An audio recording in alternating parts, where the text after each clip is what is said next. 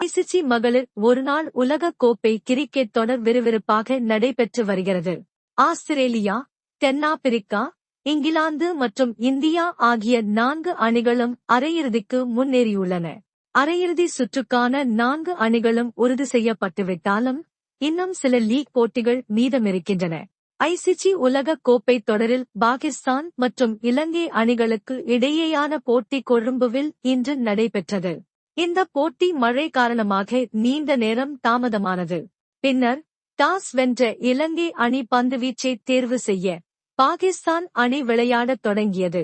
பாகிஸ்தான் அணி 4-2 ஓவர்களில் விக்கெட் இழப்பின்றி 18 ரன்கள் எடுத்திருந்தது.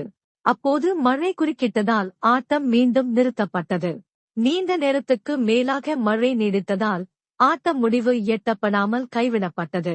2 அணிகளுக்கும் தலா ஒரு புள்ளி வழங்கப்பட்டது. நடப்பு உலகக் கோப்பை தொடரில் அனைத்து அணிகளும் குறைந்தது ஒரு போட்டியிலாவது வெற்றி பெற்றுள்ள நிலையில் பாகிஸ்தான் அணி ஒரு போட்டியில் கூட வெற்றி பெறாமல் தொடரை நிறைவு செய்தது. நடப்பு உலகக் கோப்பை தொடரில் 7 போட்டிகளில் விளையாடிய பாகிஸ்தான் அணி 4 போட்டிகளில் தோல்வியடைந்தது. 3 போட்டிகளுக்கு முடிவு கிடைக்காதது குறிப்பிடத்தக்கது.